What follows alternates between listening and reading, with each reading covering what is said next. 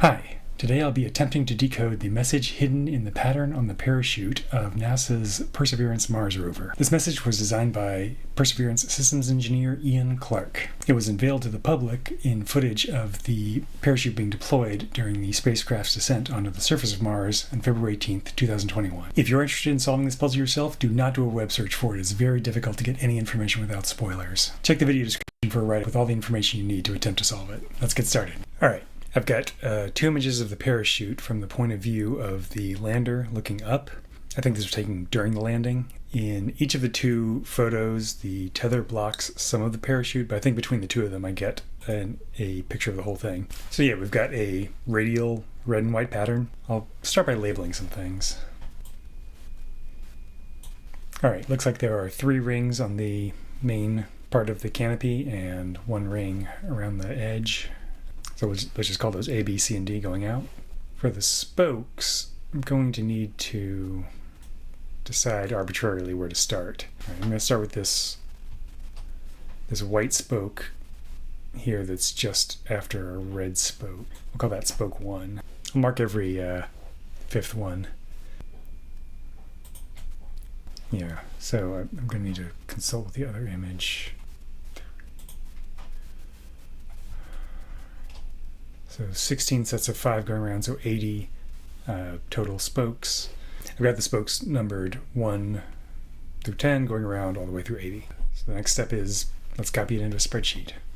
All right, I've got all the cells filled in this 4x80 table in the spreadsheet. For instance, spoke 20 here is red, red, white, white.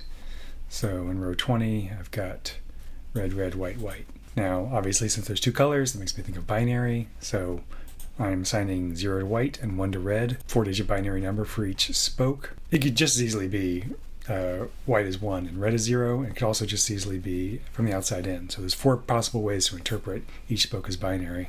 So I'm just going to have to look at them and see if this gives me anything. So I've got each of the 16 4-digit binary numbers here. Let's count up how many times each one appears.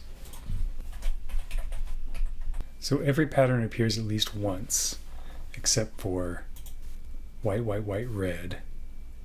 And the most common pattern is red, white, white, white. What I'm looking for now is ones that are in a row. So we've got 3 zeros in a row here. And actually, 0 only appears in groups of 3. There are 3 groups of 3 zeros. I've also got a number of other strange groupings, so got 7 4s in a row, 3 9s, 6 8s, 5 8s, 3 15s, another 5 8s, 6 2s. I'm wondering if potentially the sets of 3 zeros are word breaks or something similar to it, in which case we have 3 words. All right, let's imagine for a second that is the case. Let's describe this first word. It starts with a 4, then it has 5 other numbers, and then 7 4s, and then 4 numbers. Oh, you know what? Okay, yeah, I do notice something here. In this first word, the B ring is completely filled in red, and the others vary. In the second word, the A ring is completely filled in red. And in the third word, the C ring is completely filled in red. This does seem like an interesting pattern so far. Okay, I've got these split into sections, which I guess I'll call word B, word A, and word C, based on the column that is red throughout that word. Word B and word C are both 17 spokes long, and the other one, word A, is 37. It's 17 plus 20. Yeah, and each of the words is separated by 3 completely white spokes, so that adds up to 80. I feel like I should remove the columns that are completely red because, I've used it. I'm wondering if I should rearrange that to like CDA and BCD and maybe DAB, and also put these words in order. Word A, then word B, then word C. Yeah, it looks like something. So there's, in the shorter words, now that we've eliminated that column, it's pretty clear that there are two clusters of red cells, and then in the word A, the longer one, there are four. This set of cells is 7 rows high. 5, 5, 4, 4, 5, 5, 5.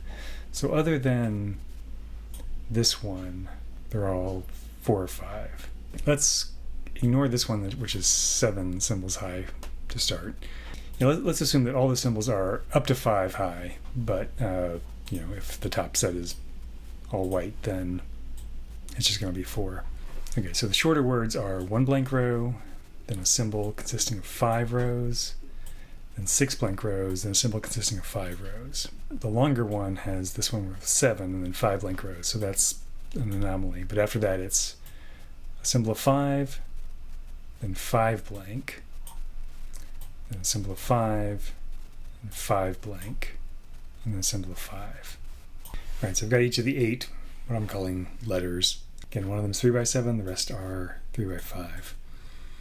So, obvious things to try. Still thinking binary. 5 binary symbols is enough to encode 0 through 31, so that could be letters.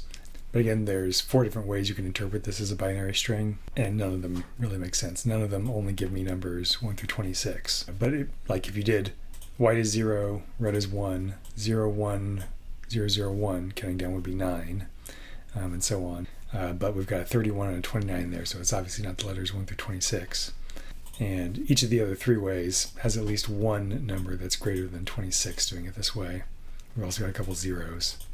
So much for that. I thought that possibly the 3 by 7 one could be a hint as to how you extract the others. 7 bits is enough to encode an ASCII symbol. So if this was ASCII, 2 of the 4 ways of interpreting them as binary strings would give you numbers less than 32, which are not symbols. The other 2 give you XH7 and quote 7H. That feels pretty meaningless. Yeah, I don't think this is it. So looking back at this, I think I might have split up these, what I'm calling letters, incorrectly. Most of them fit within a 3 by 5 box. Like I had this letter here that's on rows 5 through 9. But I think that's actually not the most natural place to break it. Yeah, I'm not certain about it, but looking again, I think the most natural thing to do is to split these into blocks of 7 with 3 spaces in between each letter. And that kind of matches well the fact that there are 3 white rows in between each word. I think it looks pretty good. There's a lot of white rows, but that's not a problem. All right, interpreting the whites as 0s and the reds as 1. Reading down, we have a 7-digit binary number, which could be some encoding. I don't think it's ASCII. That gives us numbers ranging from 1 to 118, 118, 58, 34, and then the rest are all smaller than that. Yeah, the rest are all smaller than 32 because these top 2 rows only are populated for 3 of the columns. Yeah, I don't see any other well-known 7-bit encodings that are significantly different from ASCII. For the most part, they overlap with ASCII for all the numbers and letters. So trying to decode it using one of these is not going to be meaningfully different. All the numbers from 0 through 31 encode to non-printable symbols. Maybe it could be ASCII if the whites are 1s and the reds are 0s. In ASCII, all of the capital letters correspond to these binary sequences. In every case, it's a 7-digit binary number that starts with a 1, 0. So like A is 1, 0, and then 0, 0, 0, 0, 1 tells you which letter it is. The lowercase letters are all 1, 1. So lowercase a would be 1, 1, 0, 0, 0, 0, 1. If we were just encoding capital and lowercase letters, the first digit would all be 1s, and the second digit would be 1 if it's lowercase and 0 if it's capital. That actually is pretty similar to treating white as 1 and red as 0 here. Yeah, that's no good. So we've got a capital E, one thing that is not printable, a number of lowercase letters, a couple punctuation marks, but these lowercase letters don't spell anything. I'm sure the ordering is incorrect. There's lots of different ways that these could be reordered. But yeah, just this letter distribution, there's no way. There's like not enough vowels. I feel like I am likely missing something about these, what I called word indicators. All right, so this big red arc that covers about half the circle on what I call the A ring is the indicator for what I call the first word. This big red arc that covers about a quarter of the circle and what I call the B ring is for another word. And this big red arc is on the C ring is for the other word. I don't think that it's actually delimiting words. I don't think there's actually 3 words in this answer that are in those 3 sections. I just called it that for convenience. So it's not clear to me why those need to exist. Why is it divided into half, 1/4, and 1/4? Especially since you have a 4th ring around the outside. Why didn't you just do it into 4 quarters? And why doesn't the outer, what I call the D ring, have any of these arcs? Maybe that one's special. I need to be treating it differently. I might ask someone for a hint, or at least a confirmation that I'm not going completely off course. All right, so I'm reading selections from a redacted article about the parachute by the Associated Press. That shouldn't have any spoilers in it. It mentions orange and white strips of the 21-meter parachute. This does say something very important. It doesn't give anything away, but it does help me to know the context a bit. Engineers wanted an unusual pattern in the nylon fabric to know how the parachute was oriented during descent, which is cool. I didn't realize that this was designed based on an engineering need. So I'm guessing based on that, that the 3 large red areas, which I was calling words, don't encode any information as far as the puzzle goes. If you only had the puzzle, there might not be large enough regions that you could clearly identify if this was like seen from a much greater distance. So the design of those 3 sections, to me, clearly looks like it was made to fulfill this engineering purpose of determining the orientation of the parachute. It has no rotational symmetry, and it also explains why they don't use the outer ring at all, because that's much thinner and it wouldn't necessarily show up as well. So, like I said, that doesn't give anything away, but does kind of put my mind at ease about what to make of these sections. So one thing I was trying to imagine if there's any way to sort of use the circular structure of the parachute. Like, I was trying to imagine when the parachute is deployed, which sections are like opposite which other sections. Strip 1 is opposite strip 41, strip 2 is opposite strip 42, and so on around. That's what this is here. It's I put like this top row is strips 61 and 21. Those are both white. And I rearranged these so there's columns D, C, B, A, and then A, B, C, D. Like if you looked at a single strip from one edge of the parachute to the other, that would correspond to a row in here. So each row this way has 8 cells, and 2 of them are going to be eliminated because they're part of the large regions. So I'll leave 6. Yeah, I was hesitant to use the rows because you only have 3 bits of information in a single row, and this gives you 6. 3 is not enough to encode a letter, but 6 is. But there's not a encoding with 6 bits that really jumps out at me that would make sense with this. But this sort of rearrangement kind of got me thinking about other ways I could arrange these. There was some logic behind how I ordered these, but there's so many different ways you could order these. So here what I did is I just sorted them all by column. So I put all the A's together, all the B's and C's and D's together, just in order from left to right as it appears here. 4 A's, 6 B's, 6 C's, 8 D's, just because the rest of each ring is taken up by the larger pattern. And it does sort of look like a pattern here to me in that there's more higher red on the right. So like if you treat one as everything is a binary number with reds as 1s and whites as 0s, then the higher numbers are on the right, more in the outer ring. Yeah, so we start with 18, 5, 4, 1, 3, all the higher numbers. So 58, 118, 31, 34 are all here on the right. Actually, they're all in the D ring. Oh, interesting. Yeah, in fact, everything in the A, B, and C rings is going to be less than 31. So the top 2 rows are going to be white. In fact, they're all between 1 and 25. Okay, I could try decoding that. Okay, yeah, so this does spell something. Right? The A ring spells red A, the B ring spells mighty, and the C ring spells things. Yeah, so that's got to be something. Still don't understand the D ring, but that's progress, definitely. Let's fill those in on the photograph. All right, so I've got this divided into sectors, each one of which is a letter, at least for the inner rings. So, for example, this sector here in the center, this is 000, 000, 1101, which is the binary number 13, which corresponds to the letter M. So we go around clockwise. Yeah, in each sector, the first three are always going to be white, and for the inner rings, it's always going to be a binary number between 1 and 25. All right, there we go. Red A, mighty things. So it's actually dare mighty things. One thing that's sort of cool is that it kind of spirals out, like one word picks up where the last one left off, going around D-A-R-E, and then M starts in the next sector. So cool, that's a very natural way to read this, dare mighty things.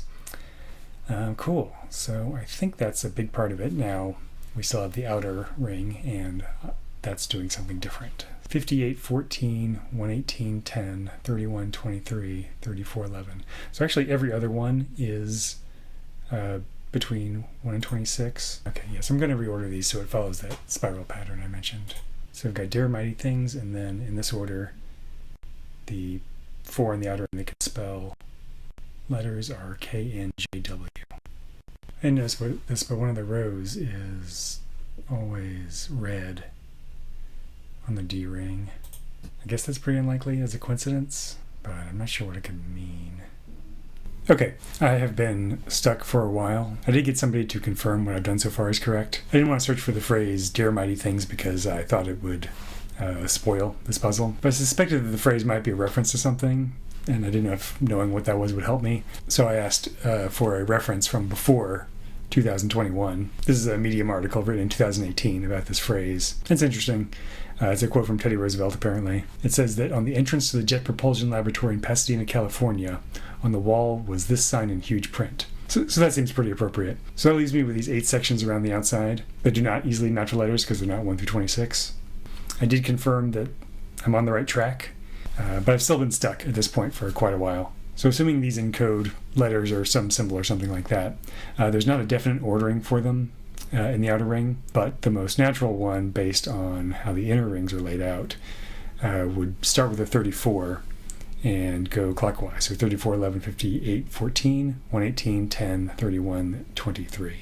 I thought of every encoding I could possibly think of to decode that, but did not get anywhere. Tried looking up on the online Encyclopedia of Integer Sequences as a long shot, but no luck there. And then finally I did do a web search for them, and that kind of spoiled it for me. I was planning to do a web search and glance at the results to see if it would be a spoiler, but even that was too much. I did glimpse the word coordinates in the web result, and I think that's enough for me to know what these are. So it looks likely to me to be 34 degrees, 11 minutes, and maybe 58.14 seconds, either north or south latitude, and 118 degrees, 10 minutes, 31.23 seconds, either east or west longitude. So the most likely place I can think of for this would be JPL, Pasadena, California. So it seems like the first thing to check would be north longitude and west latitude.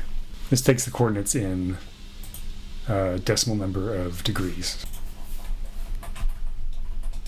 There it is, Jet Propulsion Laboratory. So it looks like right here, the front entrance of the JPL Von Karman Visitor Center. A 100th of a second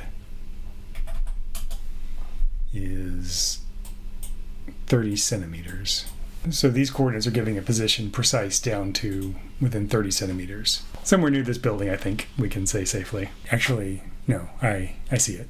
14 is N and 23 is W. All right, yeah, so the seconds don't get subdivided. It's 34, 11, 58 north, 118, 10, 31 west.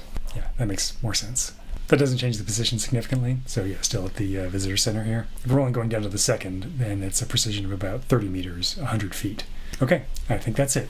The final answer is dare mighty things, 34 degrees, 11 minutes, 58 seconds north, 118 degrees, 10 minutes, 31 seconds west.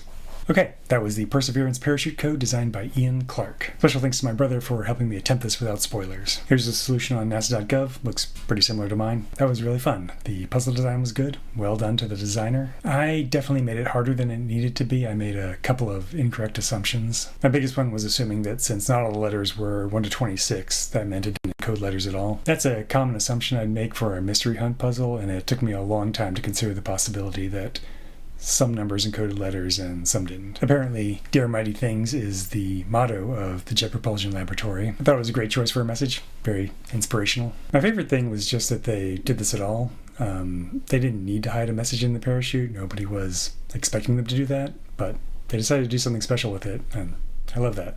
I found this PDF. It looks like NASA took this opportunity to turn this into an activity to learn binary encoding and create your own message. How great is that? That's it. Thanks for watching.